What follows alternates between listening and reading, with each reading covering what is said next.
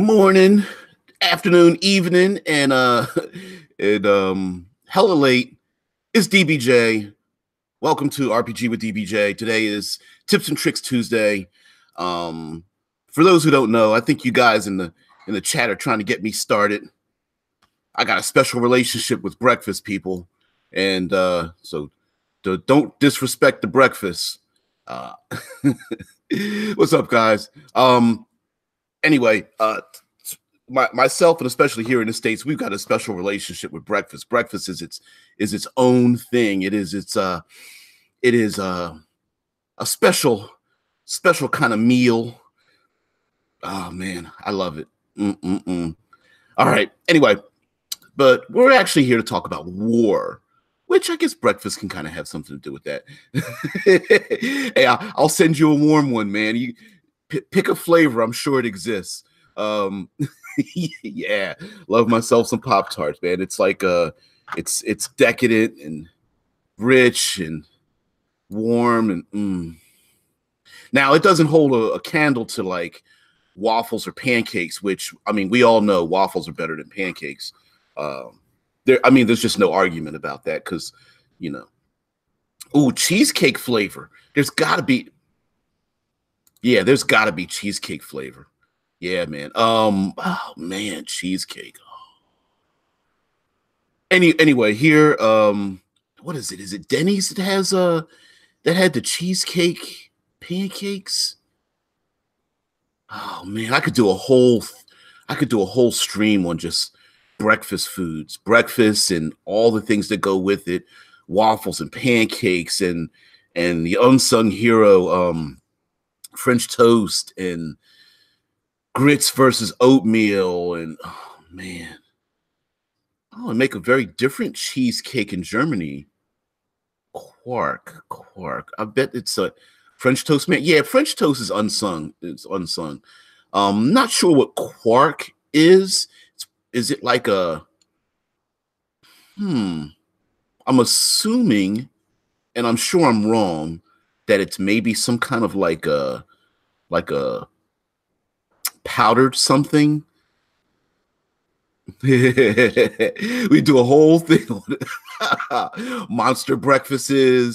Yeah, man. Monster breakfasts. We could do world building breakfast. Oh man, using breakfast in the environment, running around a pastry store or something.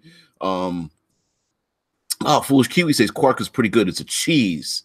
So in America, it's almost a yogurt substitute. I'm not familiar with the brand, although I've probably seen it 1,000 times.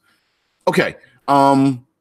So guess what? We are giving plenty of tips and tricks for people who are gaming in the morning for their cheesecake flavored Pop-Tart. I don't know, gaming enthusiasts. Yeah. But anyway, we're here for tips and tricks. And so in our effort to explore war, and just as a reminder for next week, that chances are I won't be able to stream live. Why? Because I won't be here. I'll be going on vacation.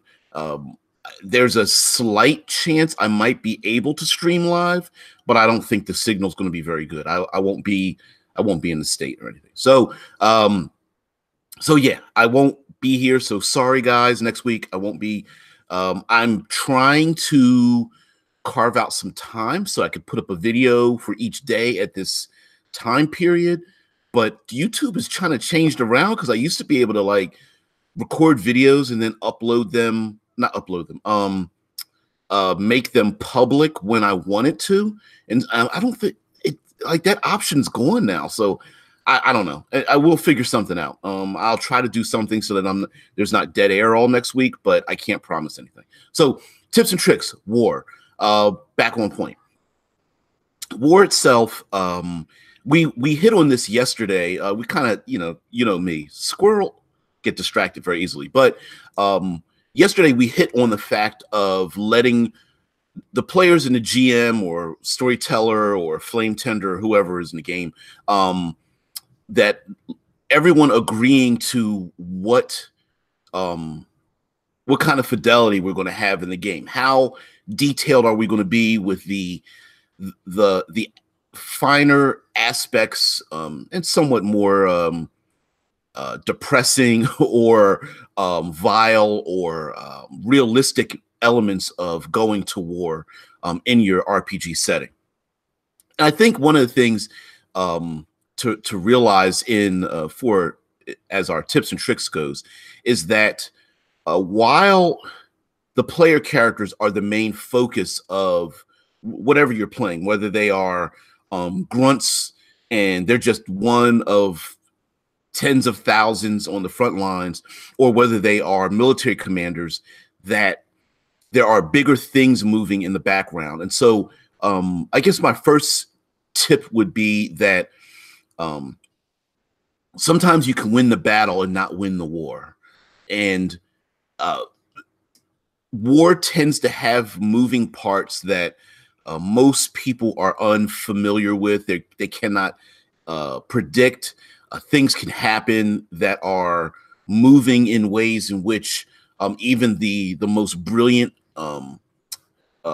military tactician is unaware of, or even if they are aware of it, they are unable to do anything about it, and they have to deal with those things, those consequences later. For example, weather is a great equalizer, which can paralyze armies. Heavy snow, droughts, rain, those kind of things, mudslides and landslides can block passages. Just even dealing with the environment itself. If I can recall, some militaries become unfamiliar with the topographical region that they're passing through. For example, I believe this was in World War II. Allied forces had a hard time going through France because it was divided up into like farmland, and the farmland had these like overgrown barriers that separated the farmland that people didn't consider that they would have to travel through, and it blocked like they had a hard time getting like tanks through and other materials and such. Just dealing with sand in a place where you're not used to going into the desert, or dealing with sea battles when there's major storms or something. So I believe it behooves the game master to include those elements as challenges, as maybe setbacks, as as basically like a little chaos thrown into a battle.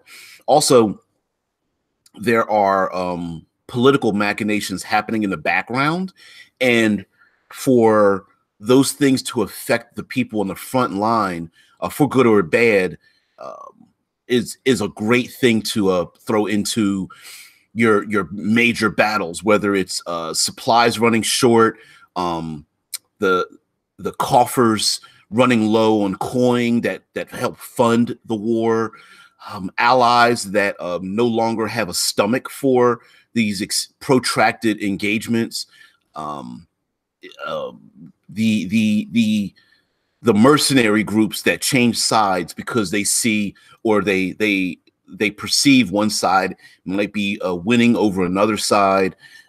It could be major resources that an ally has always wanted to obtain, and once they obtain maybe a particular part of land or a trade route, or defeated a particular enemy that they wanted, now they're willing to step away from the war, and that leaves the PCs and their group may be left out in the cold. Also, Dead Man, the storyteller, says, I've seen a documentary about World War II and tanks that are still trapped in brambles in France. Yeah, I didn't. You guys know me. Sometimes I like pick random elements and I get those details wrong. But so thanks, Dead Man, the storyteller. Yes, there are those random little things like you're saying about tanks still trapped in brambles in France today. Are it's that thing that you don't think about. It's like the the people with the big picture are like, oh, we're just going to drop 500,000 troops here, travel across this line because it's only like 5 inches with the little stick I'm using on the map, and that's it. Whereas the people on the front lines have to deal with many things. And guys, sorry if you are not from the States. I can only refer to things that I'm familiar with. So it's not a disrespect. It's just a matter of lack of knowledge on my part. Like, I can only pick out those things. Another example would be, although maybe we are kind of talking about medieval battles, it doesn't necessarily mean the same thing. For example, I believe in the jungles of Vietnam, soldiers were forced to use to use male contraceptives to cover up the barrels of their guns, because the intense rain from the jungle and the rainforest would foul up the I think they were like M14 rifles or M16 rifles designed at the time, and the AK-47s worked fine. So there are little things like that where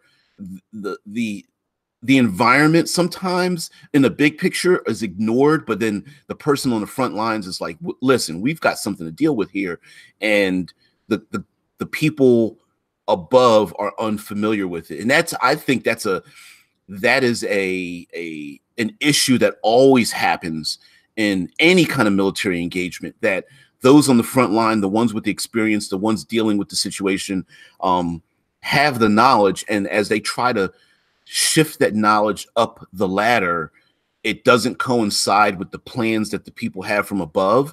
And so you have this situation where the ones above expect a particular outcome, and then the ones below are like, listen, that's not going to happen. Not the way you're talking. We've got to change ideas. And so having that conflict is where like I mentioned before, you can have adversaries, but they're not enemies. Whether it's like I mentioned before, with the incompetent leaders or the people who are arrogant, and those kind of things. Also, a good tip that was mentioned yesterday, involving like Warhammer 40K and some other games, is to find, if your gaming table really wants to move troops around, and that you got to remember, you got to ask this up front. If they're really into having troop movements and giving orders and instructions and such, to find a game system and rip out those bits and pieces that are appropriate for your table. And not every group will want to do that.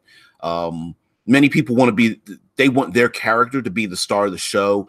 And if you're doing like troop movements, some people don't want to move in and out of like first person to third person while they're gaming. So in that sense, then you might want to come up with a randomized method of deciding how things are going to go in the war, and then allow the players to earn or lose points to achieve a goal. So for example, I'm just picking dice out of the thin air. Like, let's say you're rolling D20s, and the enemy and the allies, the PC side and their enemy, you roll a D20, high roll wins. And then for each conflict that is won, or each territory that is taken, or a particular mission is accomplished, whether it's taking a hill or stopping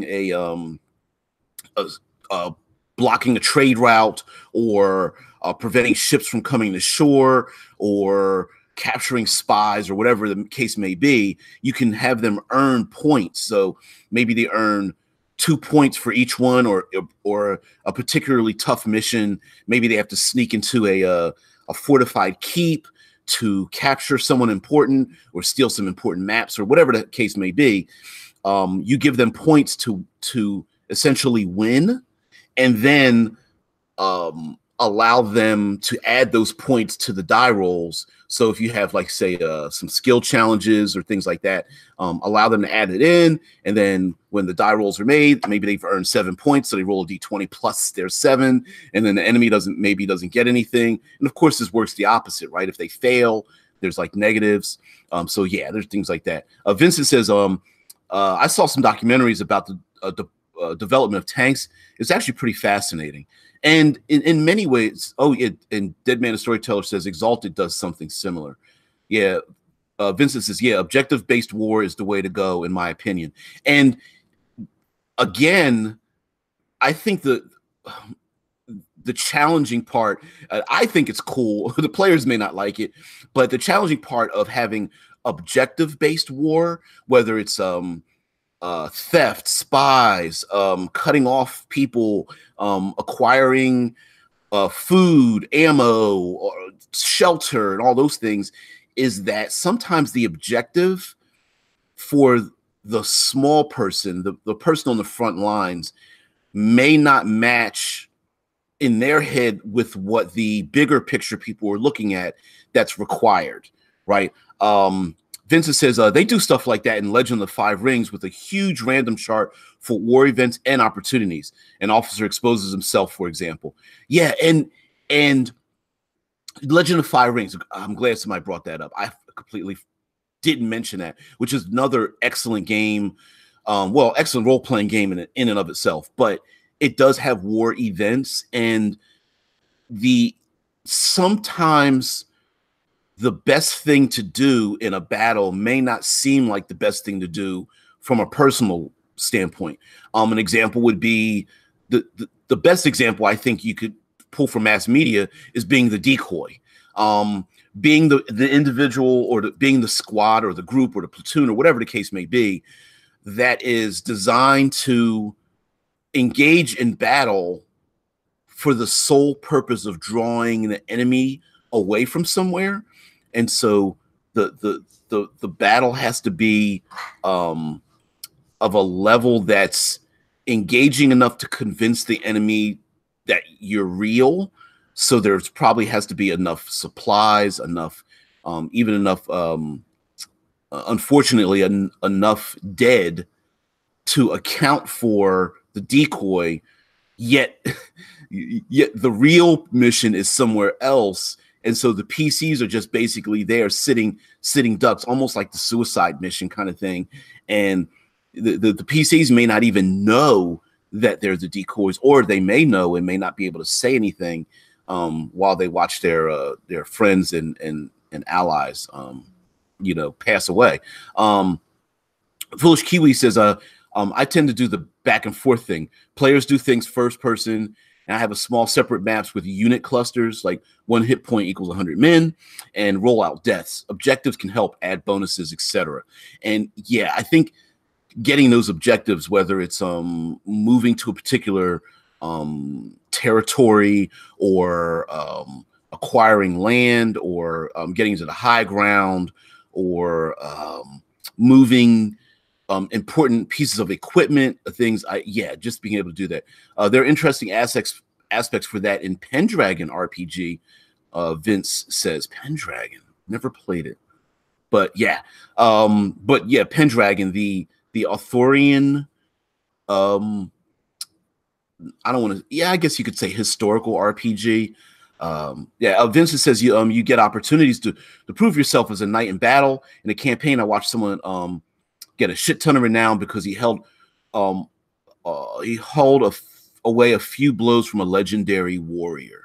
And that's something else really that maybe isn't so much done in a modern context, but in an ancient context, even going back as far as the gladiatorial, Roman early expanse of the Roman Empire type of setting, where even in the battle, other warriors from both sides would actually stop fighting to see two legendary warriors battle each other, to see who would win. And it would almost, and mind you, this is I'm coming at this from a role-playing aspect, that sometimes a battle would be decided once these legendary figures, these notable figures, would battle each other on the battlegrounds, and they would almost decide the battle based on like the actions of these 5 individuals coming into conflict with each other. It's the Odysseus and Achilles and Hector fighting each other, Ajax fighting each other on the battlefield, and withdrawing when one would defeat the other. Even like you mentioned, Vince, about a knight gaining renown because he held off a legendary warrior. Yeah, Vince says Pendragon is fantastic. His historical, so there are fae and dragon as such, but the places are real from time. So it's like the fictionalized version of the Arthurian history from their point of view. So dragons are real. The fae creatures are real from from his history. So yeah, Pendragon RPG. And you follow the legend of Arthur as side characters. And Prusa sounds pretty cool. Yeah. And depending on the role-playing game, like Vince says, it has some interesting mechanics and ideas. Some role-playing games are especially, I don't want to call them indie because they're not really indie any longer, but the ones that aren't as popular as the world's most popular role-playing game come at these concepts. It may come at them in a different way that might be appropriate for you and your players. So yeah, I would definitely look into a number of these side role-playing games because they'll have some great ideas. But also with the idea of using objective war as an objective, like I mentioned about being a decoy force, becoming spies, moving supplies, getting ammo or food to people. Also, there are those things that are out of the player's control. When I mentioned weather, there's the idea of just basically handling morale, right? War has a tendency to push people to doing things that they normally would not do. War is not necessarily a normal state for the human mind to be in on an extended period of time. And so even well-trained forces have the chance of being exhausted just through time and energy, not necessarily physical exhaustion, but just being at war too long, being on the battlefront too long, where the objective of the war starts to fade and it becomes an objective of survival, both psychological and physical. Vince says it's very flashy. All characters have huge damage reduction through armor, so much so that normal attacks do almost no damage. But since crits are super powerful, most combats are decided by crits. And since crits get easier by a higher attack bonus, your chance of getting one increases with experience. So most fights are ended with one fatal blow. Ooh. That's not exactly how Legend of Five Rings runs, but it kind of runs in a similar method where, with both knights and samurai, that it kind of boils down to like it's not these protracted fights. It's more or less boiled down to these intense battles where the most experienced warrior who strikes first or strikes true basically wins. Which I could imagine in real life. Like we think of them as these grand heroes just historically or like mythologically, but I could imagine it was one strike, one kill for the most part. I mean, once you get run through or cut or stabbed, many times I think most people probably end up suffering hideous injuries or dying. And that's where I mentioned before about the detail that you want. Do the players want to be more high fantasy, the old kung fu theater where they've suffered, being pierced by 18 different arrows or being cut and slashed over and over and over again and still standing? Or is it a one strike, one kill, totally brutal system? In which case, yeah, you can use like the Dungeon Master's Guide has a module in there. Unlike the way I refer to modules, they have what they call, or They may not even refer to it as modules anymore, but I remember when D&D Next was started before it became 5th edition, they were calling them modules, in which they had modular rule systems that you can use, and they have lethal rule system in there, especially for like short rest, long rest, damage, those kind of things, suffering wounds. Vince says also your emotions are very important. You can get yourself in a form of rage fueled by your strong emotions. It is super powerful, but also very risky, because if you fail this role, you live in the woods for a year because your grief is too strong. You know, this reminds me of a small indie game called A Single Moment, in which it's a 2-player role-playing game in which you are a samurai and you fight against another samurai. And the idea you have where you use your emotions and your grief grows in a single moment.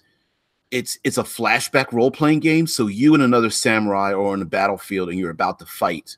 And then what you do is you have these cards and you flash back to different moments, and each person, as you flash back to the moments, you have to role play out certain scenes, and you hide what your objective is in the scene from the other person across the table.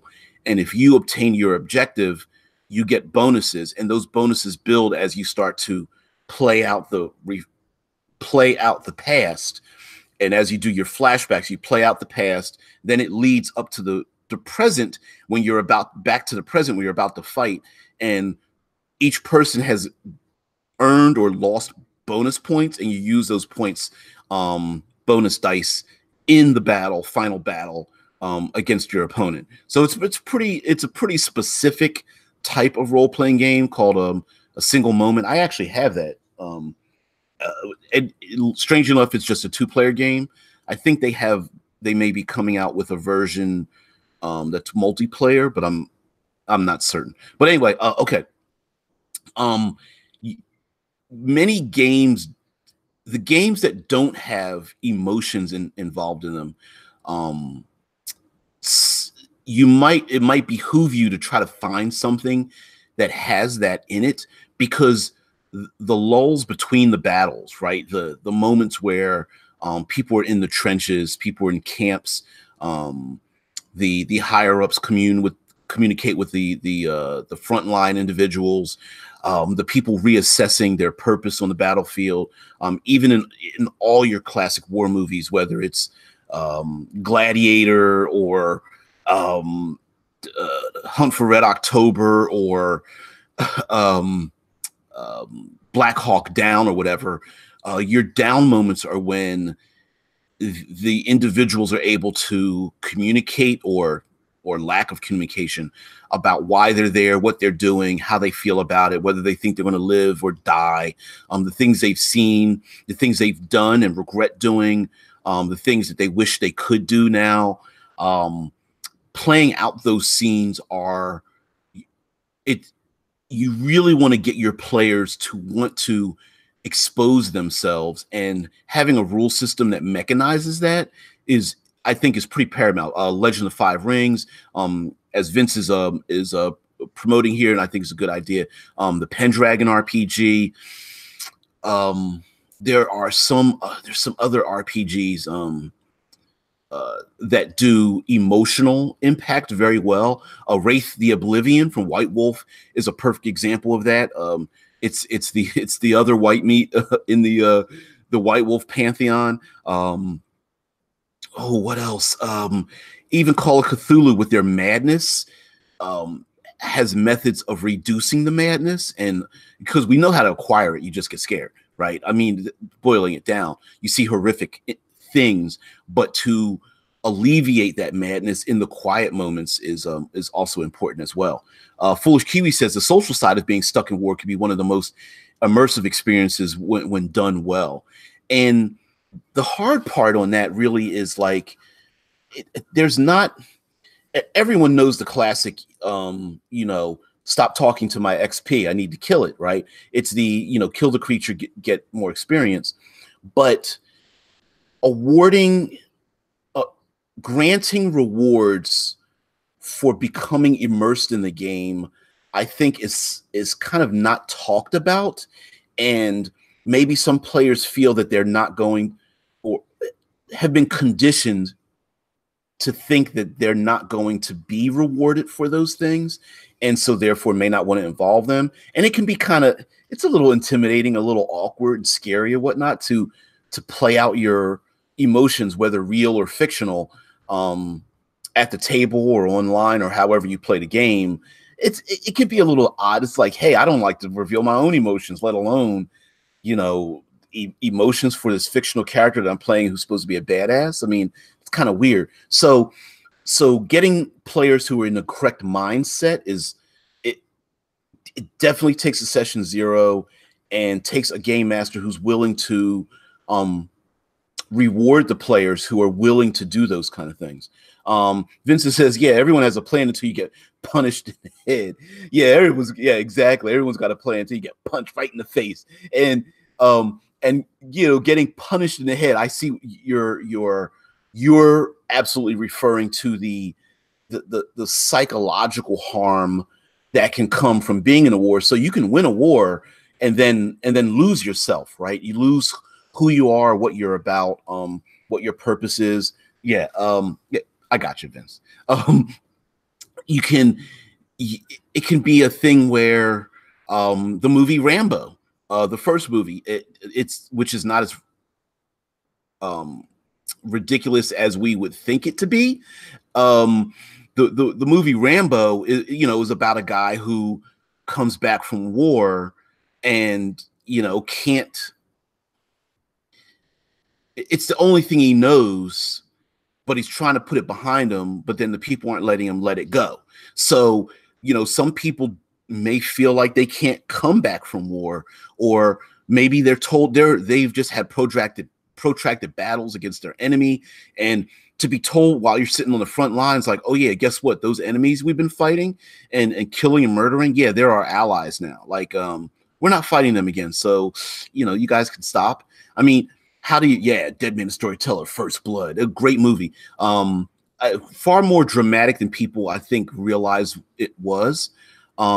Vince says, war is actually horrifying. I think the scene in Game of Thrones where Jon falls off his horse in the Battle of the Bastards is super showing of how this would feel. The YouTube Battle of the Bastards, I mean, you have to. It is one of the most engaging, amazing, well choreographed, well directed battle scenes I've ever seen, and I'm surprised it came on television. It's worthy of it itself is worthy of movie status as far as how Jon Snow falls off of his horse and there's nothing but chaos. Horses going by, arrows being shot, people bumping into him, enemies are just, it's such chaos, spears being thrown, pikes being pushed at him. And then even after that, it wasn't even that. It was the when they get crushed together and he almost gets trampled. It was the pile of bodies that they had to climb over top of. It was crazy. Bruce says, yes, it's amazing, which I have to agree with. Ben says, it is loud, confusing, bloody. It has a horrible smell. You defecate yourself when dying, all the screams and emotions. I think that's, I mean, there are some things we take for granted in role-playing games that I think would be completely horrible. Okay, Vince mentions all the screams, the emotions, the dying, the smell, everyone smells of fear and like piss and feces and stuff. I mean, where do you're just gonna have to do it on yourself. I mean, most people don't have time to go to the bathroom, right? You're just gonna have to suck it up and do it in your pants. I mean, there is no other way. But imagine yourself, you're on the front line, you used to be a farmer, they threw you a sword, they gave you an ill-fitting helmet, and they gave you a couple of weeks of training, they throw you out in the front lines, you're fighting and everything, you get stabbed in the gut, you break your ankle, you got pummeled in the face by the enemy after they got their head decapitated over top of you. There's nothing but like, you know, foul blood. You just smell like flies and everything swarming around you. You look overhead, you see buzzards floating because they're just circling around waiting for you to die. You get dragged back to camp. The only thing in your head, you're just going, Doc, just please don't cut my leg off. Just patch me up and let me go home. There's no way I'm going back to the battle. And here comes a cleric who, all pristine robes and everything, and praying to the gods with a smile on his or her face, and then casts some kind of spell to heal your wounds, to put you back out in the battle. And guess what? You end up fighting the same people you just saw yesterday on the battlefield across from you, about to do battle, doing the exact same thing again over and over as the clerics come around and start to bless, to help you and bless you of your wounds, to get you back into the battle, and to do that over and over and over again. That would be horrible. It'd be like, please don't heal me. Please don't put me back in the battle. I can't do it. You know, especially if you've got to do battle with the same people you saw the other day, and they're going through the same thing. Yeah, Prue says, don't heal me, let me die. I can't go back there. Yeah, Vincent says, and sometimes there are miracles. Did you guys hear from the Christmas miracle in World War I? Oh my God, yeah. I know you guys know this, but I have to talk about the Christmas miracle in World War I. During World War I, the both sides in World War I were doing battle, and unfortunately, increased technology allowed both sides to, as Dan Carlin in Hardcore History talks about, take a punch, right? This wasn't, we're going to battle for 2 days and then figure out who the winner is. This was like weeks and weeks and months. Well, these individuals, most of them young, 18 to mid-20s, were entrenched, and they were just pummeling each other with explosives and poison gases and shooting each other across what is known as no man's land, where basically you poke your head up and you're dead. You cannot cross these areas. And what happened was, as Christmas was coming closer, they're at battle. It's just nothing but death and carnage, and they're all knee deep in feces and blood and oil and smoke and grit and their own fear. And someone, if I'm not mistaken, on the German side, or maybe Russian side or something, began singing. And I believe they were singing what the Americans heard as Christmas carols. And someone on the American side began singing along with the Christmas songs, the Christmas carol songs. And despite every effort from the military commanders, someone decided to come out of their trench and walk across no man's land. This is starting to make me tear up a little bit here, just because of I can't imagine what would make them, the sheer exhaustion, because for someone to poke their head up, to even walk across no man's land, is instant death, right? They've seen, I mean, there's dead bodies hanging on, it was the German and the British, as Vincent says, and to walk across this area knowing they could die any moment, but to know that this individual is like, listen, I'm just tired. I just want to, can we just come together and just sing songs for just one day? Can we just embrace? And everybody came out of their trenches. They couldn't communicate with each other. They didn't have a common language, but they had body language. It was just an idea of, let's share food. Let's share a shared experience. Let's share a cigarette. Let's just smile at each other. Let's just embrace. And so they got together, and for Christmas, they stopped fighting. And yeah, oh my God, just the strength. It just brings, sorry guys, it's like it's just man tears, man. It's just like, wow, I can't imagine. Vince says they shouted at each other Christmas greetings and joked at each other that they wanted presents, and one brave soul just got up and walked over there. They did not share language, but they shared presents, played soccer together. Yeah, and even, which is, this is kind of strange, but even the military commanders, this was an embarrassment to them, despite the fact that this was a historical event. I believe there are actually photos of this moment, but they were just tired. They were basically kids. Poo Poo says it is amazing. I think that story makes everyone with the soul weep. Yeah, it's just like it's amazing.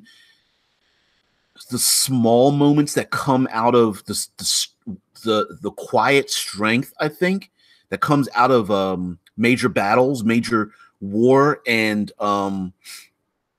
Vince says they made presents for each other out of bullets. Yeah, I think to this day there are many military historians who are somewhat embarrassed about that moment because they didn't have any control over it. Although from what I understand, when it was over, they basically went back in their trenches and had to start the war over again. And they may have killed the same people they just befriended, the day before, the days beforehand. But it's like, in a strange kind of way, it's like, well, okay, so you have this moment of peace. So do you extend that peace? And then, you've got these people above screaming holy hell, like, wait a minute. Yeah, Vincent said they were forced to fight each other later from the officers. Vince says it's amazing to see that sometimes the little men just forget the hate they're supposed to have and realize that both sides are just human after all. And that's the hard part of war, right? Convincing everyone that you are just and important in in what you're doing, in the death, in the destruction, in the methods of how you do it. And even in World War I, just because the act of being entrenched made people survive, they just had to come up with bigger and better and more devastating and more lethal ways to kill each other to get the other side out of their entrenched camps. So they had to come up with flamethrowers used in trenches. They had to come up with poison gases. They had to come up with flaming oil and bigger and larger explosives and just so many nasty things, to kill the other side, that far outweighed the old, let's carry a pike or a sword or use arrows and just try to hit each other on an open battlefield. It just became far more difficult to kill the other side, to move them.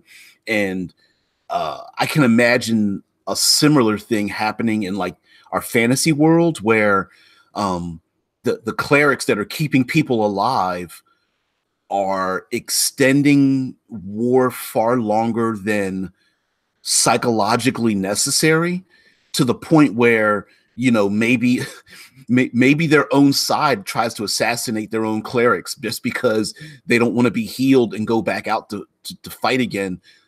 People that they've consider their not just allies but just other human beings on the other side.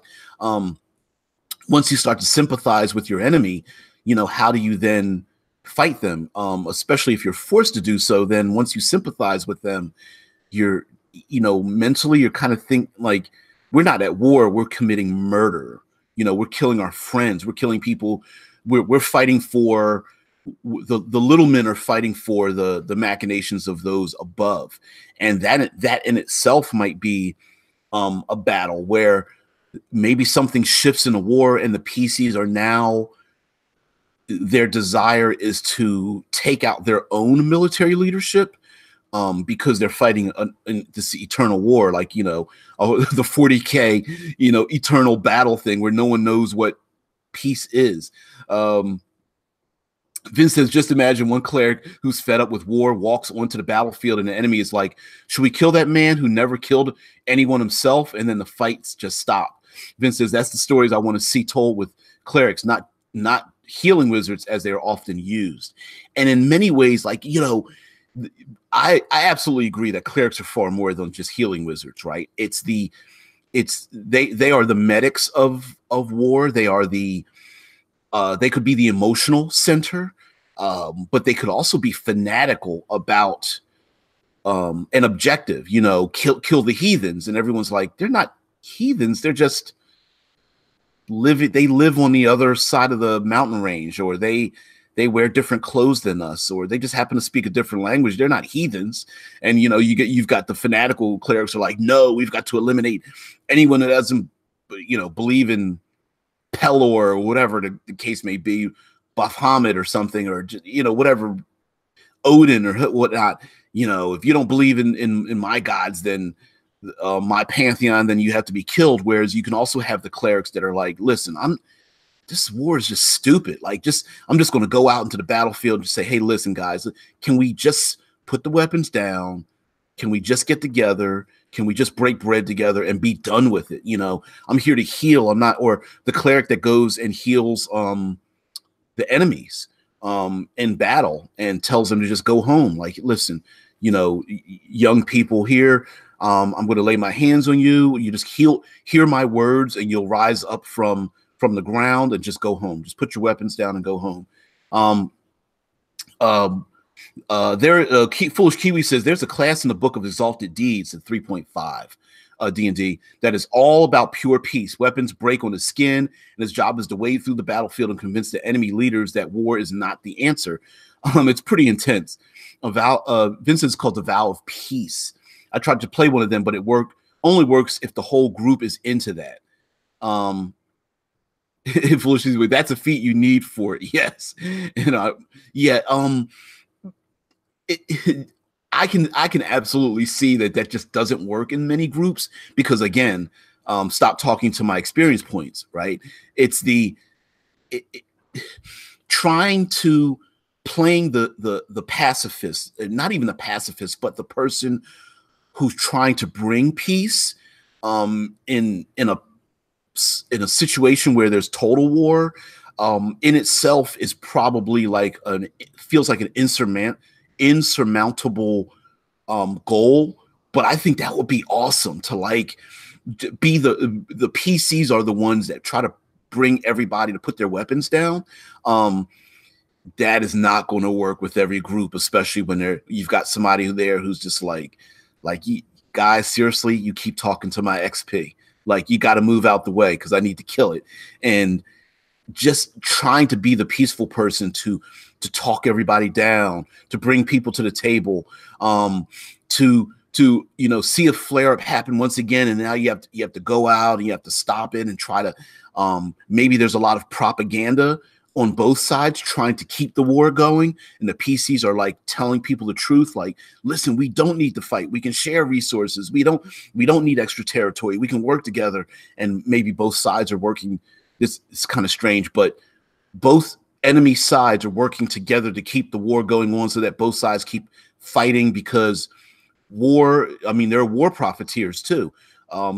There's what's the Game of Thrones Littlefinger thing? Chaos is a ladder, and the war is extremely chaotic. And so maybe that's a thing that both sides are like, hey, let's shake hands to keep fighting. You know what I mean? These are those guys who Vincent says these are those guys who filter their water because they don't want to kill the small insects swimming in it. They are super extreme. I also tried to have a character who vowed to say the truth all the time. It also did not work, even though it was surprisingly beneficial, because everyone knows you're not allowed to lie. And so they trust you more. That can be dangerous, a person who doesn't lie. Sometimes there are good lies, or at least not exposing the entire story. That can be pretty dangerous. Prue says some people just need a job to feed their family, and maybe fighting is what they're good at. That's the thing, right? A lot of people, even now today, some people have no choice. Like, there's no job prospects. They don't have higher education, so they join the military.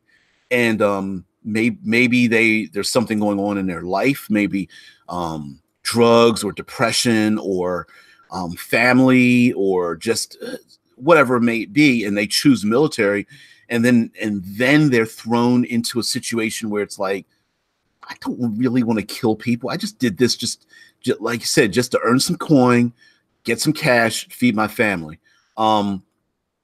Foolish Kiwi says Vikings. That's another thing, right? The fully funded Kickstarter by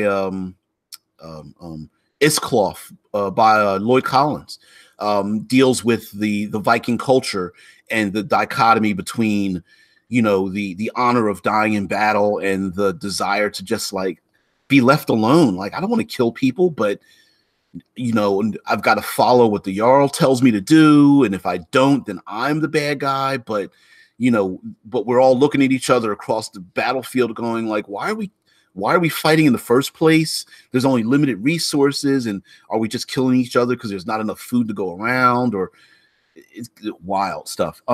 Vincent says the typical why do you keep on fighting question, because the battle always finds me. That's in quotes. I love that. When you're extremely good at fighting, you will always find enemies. And isn't that the issue? Like, if you're good at fighting, then aren't you useless if there's not a fight around, right? It's the retired boxer, or sport person in sports who retires, and it's like, I don't have anything left to do. This is the only thing I'm good at. I'm only good at fighting. I'm only good at waging war. That's where the typical buddy cop movies, the Lethal Weapon movies, where it's like, hey, I left the military and now I became a police officer, and the only thing I'm good at is like shooting the bad guys. I'm only good at fighting. I'm only good at conflict. There's not much for me in normal life, and it's kind of weird. Yeah,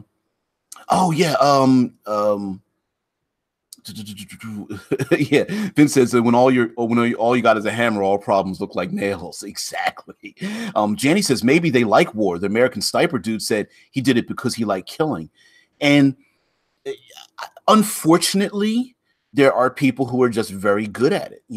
Whether through life experiences and simple talent, that some people don't want to leave the war zone. And it could be like there could be an individual that you're trying to convince not to keep going to war. Or what if you don't have any enemies to fight again? Then you start creating enemies. You start maybe looking in the shadows and finding enemies that were not enemies ever before. Or ignoring the fact that someone calls for peace and you don't want peace. You want to keep fighting. Foolish Kiwi says, if you're good at fighting, it's going to be the most logical option to gain what you need in most cases. That's why I like role-playing out ramifications. It makes things more two-sided. Absolutely. Scott Poe says some soldiers are career guys. They need to be in it. That's also where almost all mercs come from. Some people, that's all they have, right? They have a choice to come back. They just don't want to. Others, they'd rather not. Like, war is the country they live in, if that makes sense, right? It's the lifestyle they've become accustomed to. And something has to be said, though, for there's something, the camaraderie created from the crucible of death and war is a bond that can be very hard to break. It is the ultimate trust with the people around you. It's the life and death situations that people are. It's almost like comparable to an intense,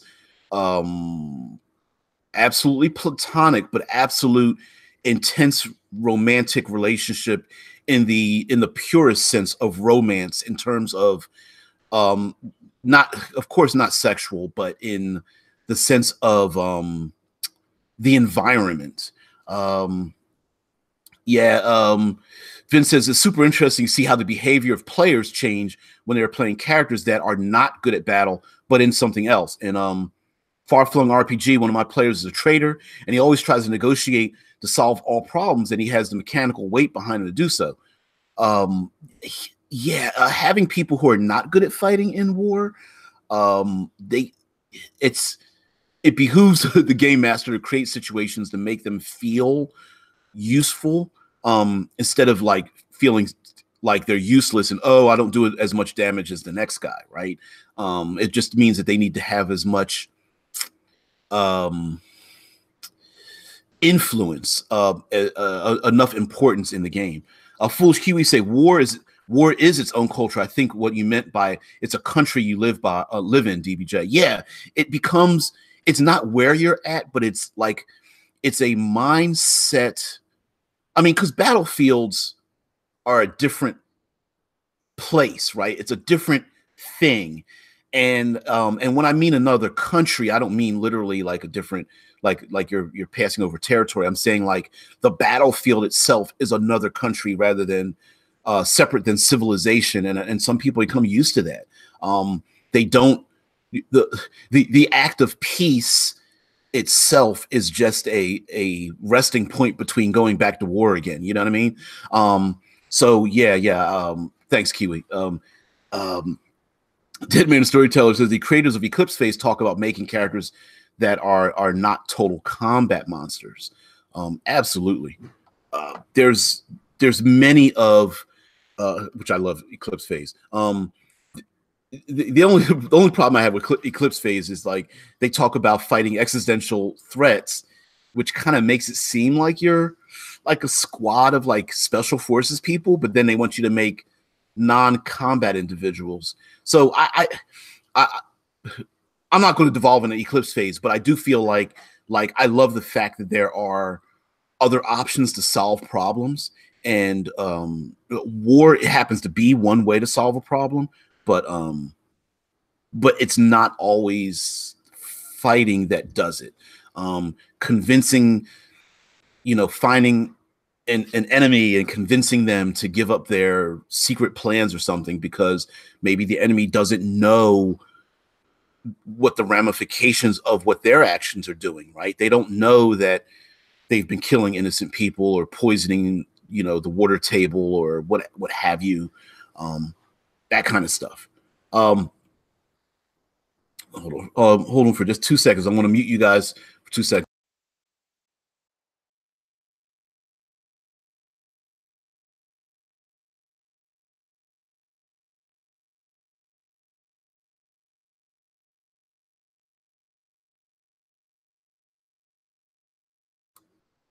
All right. Have a good day. Sorry, guys. Lastly, let's see. Vince, well, having a character who gets more supplies to your army than the other army could also win wars. A lot of military campaigns in real life ended because supply routes did not work anymore. Some would say that the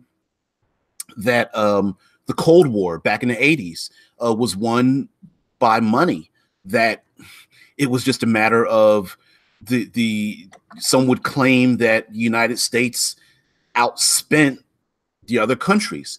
The back in the 60s when it was we're first man on the moon and all that kind of stuff, a lot of that was military influenced. It was the idea of one country being one step ahead of the other country and outspending them.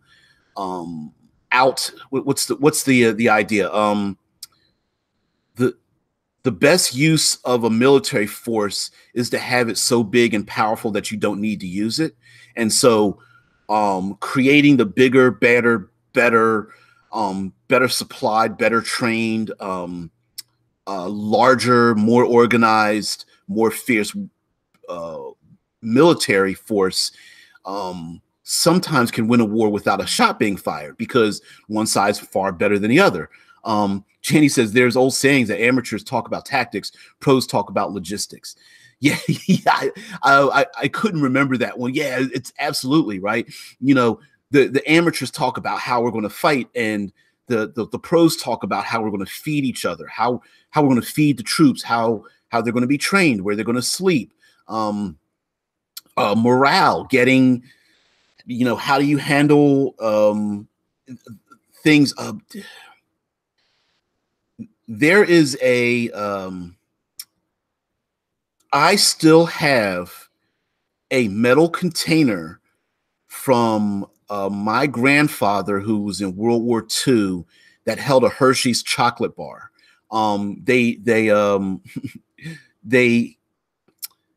Hershey's chocolate sent Hershey's chocolate bars to the troops, and to keep them from melting and getting crushed up and everything in their uniforms, they put them in these metal tins that were shaped and outlined just like the classic chocolate Hershey's bar, and they put the Hershey's bar inside of it, and that metal tin was like a beacon to a lot of people that were like in World War II, that like, when they saw it, it was like, oh my God, can I get a piece? And they share it around, and he carried it around, and they put their stuff in it, the razor blades and all those kind of things, and they keep it in their pocket, and they bring it back home, and then it became like, a talking point and stuff. It was like, it was that one thing that just brought them out. Jared P says, evening DBJ, I love the spell catapults in the morning. Silly. Business says, only fight when you are sure that you will win. Don't have a little bigger army. Have 10 times more men than your enemy. That's how you win. Isn't there a saying something like, I'd rather have 1,000 loyal men than 100 well-trained soldiers, or so? It's something like that. Like something, I'd rather have like 1,000 common men than 100 well-trained soldiers. Whereas, which was the World War II, the storming of Normandy, the opening scene in Saving Private Ryan. That was just a matter of overwhelming force. We're going to land so many people. Scott Post is getting a little Sun Tzu up here.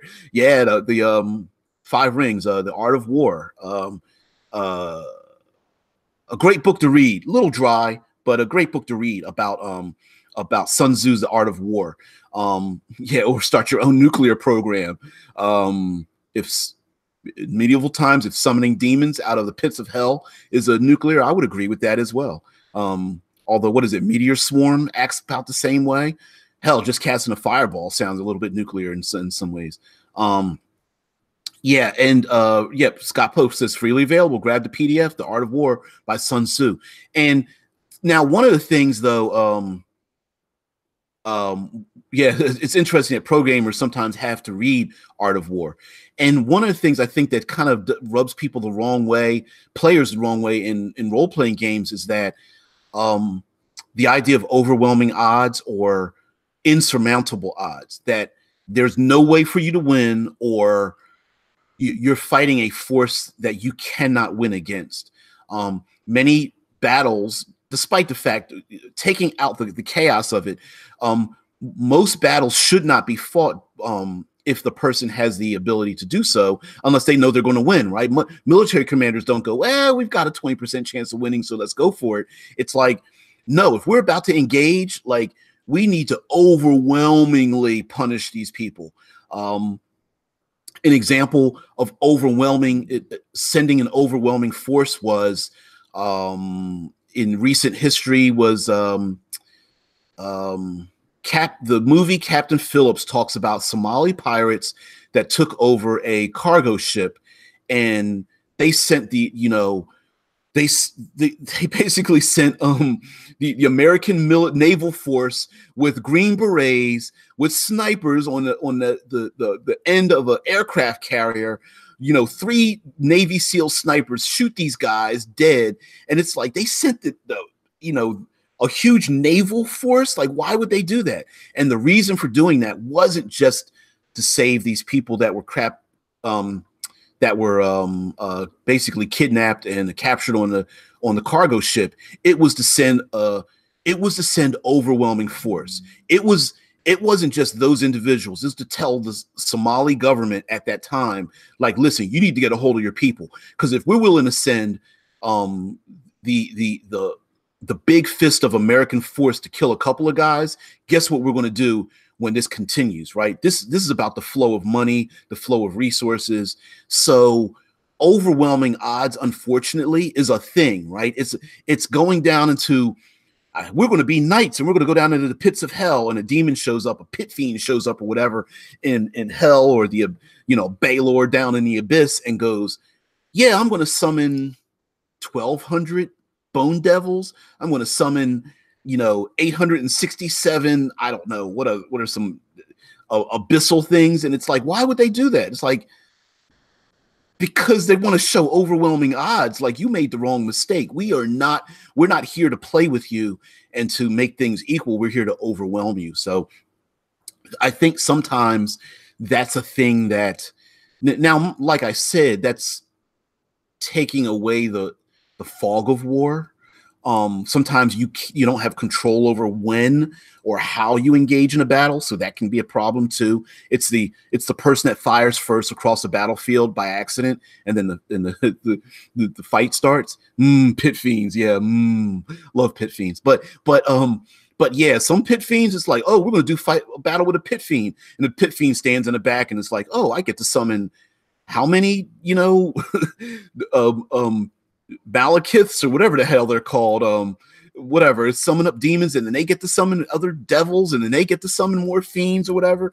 Like, yeah, they're gonna have overwhelming odds. A pit fiend's like, I'm not bothered. What are you, 15th level? Whatever. Go away. I'm gonna overwhelm you, and you'll never touch me, and I'm gonna sit back here and laugh, kind of thing. Like, having a battle and having overwhelming odds is of itself a tactic, right? It's to show the other side you're not going to win. Give up now, go back where you, so that way you don't have to lose any of your own forces, even if you have overwhelming odds, right? That's what it's for. And its purpose is also for morale. It's psychological. It keeps the people in the background of your own country behind you. Wow, we soundly defeated them. We didn't even have to shoot it. It's the President Bush going into Iraq, the shock and awe. It's the we're going to drop the biggest, baddest, most devastating explosives and carpet bomb everything. We're going to drop 2 atomic bombs on Japan.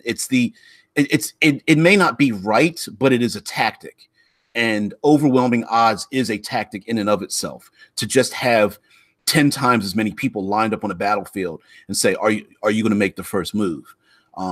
Hoping that they don't make the first move in many ways, right? Because sometimes you don't want to test that. You don't want to go up against somebody who knows the art of war and is a tactician that can take out your forces, even though they're 10 to 1 odds, because then that really beats into your morale.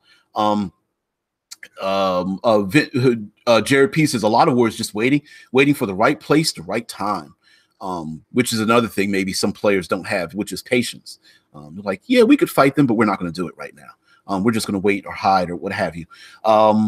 Vincent says having a huge army fighting just one giant monster would be an interesting challenge from a GM's perspective. Yeah, and I don't know if role-playing games handle that very well. A bunch, 400 commoners going after, I don't know, a hill giant. I mean, does the math work out right? I don't know how that would work. Do they take them down with ropes and spears and nets and things? I guess it does work out kind of, or could work out over time. I'm thinking Dungeons and Dragons. Anyway, Foolish Kiwi says, he's talking to Vincent. Sorry. Jared P says, right now I'm running a pirate campaign. Oh, Skulls and Shackles. And it has a lot of Navy battles, which are almost always determined on location and weather. Vincent says 99% of wars waiting, 1% is hell. So having that session 0, yesterday we talked about that before, where just having that session 0 to talk about the fact that, talk to the players and say, hey, listen, there's going to be a time when you won't win. There's going to be a time when you're going to be overwhelming odds. It's going to be a time when you should wait, and whether you choose to or not is up to you. Vincent says, that's exactly my point, DBJ. It's an interesting challenge to figure out how this fight would work. Like, right, you're talking about just, you know, that 99%, 1% hell, how to use overwhelming odds. It's weird. The problem with massive monsters in 5e is that there's no natural cleave ability. So I just have the Tarrasque make cone attacks as opposed to single melee attacks represent its sweeping, and it got cut off. Probably like sweeping nature, right? Because if you're even with the Tarrasque, for example, there's a Kickstarter going on now for Salt and Wounds, and it's a whole setting about a Tarrasque that is being killed. Mind you, this is probably the 3.5 version or 3.x version of the Tarrasque that healed. But the Tarrasque has been pinned down into the ground and is being cut away slowly at a time, and rituals are used to keep it from thrashing around and regenerating, and a whole community built up around it. Well, anyway, the different countries got together to basically attack the Tarrasque, take it down. We're unable to kill it, and then its blood starts seeping into the ground and mutating things, and there's a whole community around the Tarrasque. Is a big giant city, and whether you live by the brain or by the skin or by the tail and all this kind of stuff. But the point being is that regular people took down the Tarrasque. Now, you know, it kind of doesn't work if the Tarrasque has to hit one person at a time. Like Jared says, many different units and armies, sweeping many units and armies to the side. There's a little medium-sized creature that could, there's little a medium-sized creature could do to stop it.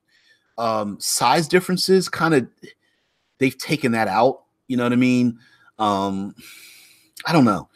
But anyway, guys, yeah, Scott Post says treat troops like mooks. Each has hit points, you know, a number of hit points, and an attack drops one, then remaining damage goes to the next mook in that area, and so on. A monster hand sweep could go through many. So basically, like, let's say,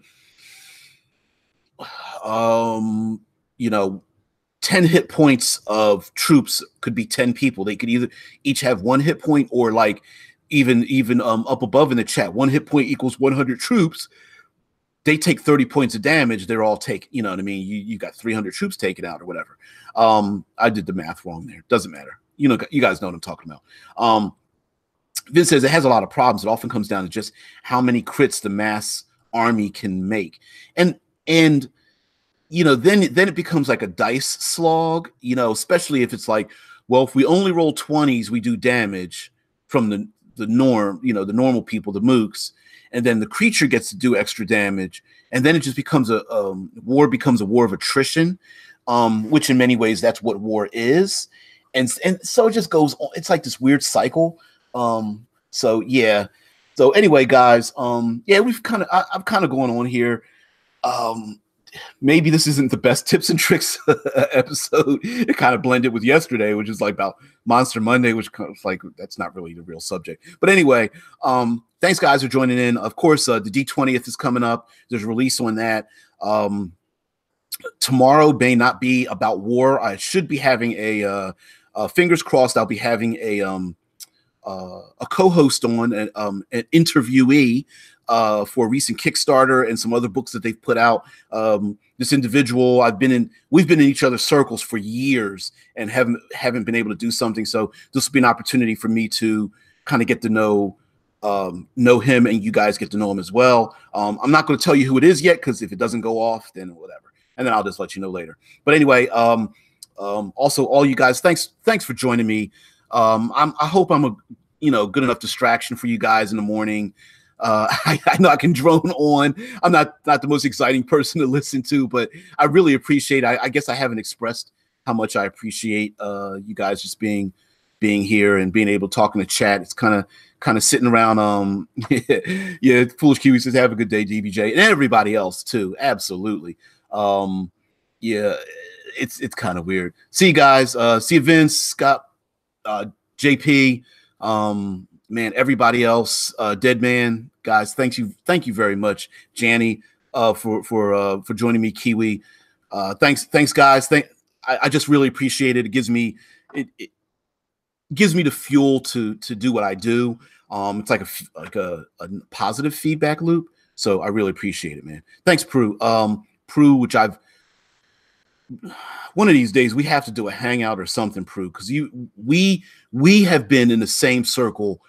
It's got to be 4 or 5 years now, longer than that. I don't know. It's been a long time. We got to hook up some kind of way. Whatever. It's got to happen. PM me or something like that. Let's talk. Scott said, everybody, yeah, we basically grew up together. Absolutely. We'll have to share breakfast, maybe a Pop-Tart. Yeah, definitely. It's got to happen sometime. I'm getting too old. You look at me. I'm just an old grognard. It's gotta happen before I really get too old and crotchety. Anyway, guys, thanks very much. Appreciate it. We'll be here tomorrow. Tomorrow, World Building Wednesday, which, of course, building a world. So if it goes off, we're going to have an interviewee. I love you guys to join in. If not, same thing, whatever. I'll be here 6 a.m. Eastern Standard Time. Not certain what it is in your time zone, but I will be here even if you don't see the little doobly-doo pop up. I'll be here anyway. Kind of strange. I know some people have said that they don't get notifications when I get ready to air, which is, I think that's definitely Scott Post says War World. Yeah, some people aren't getting notifications.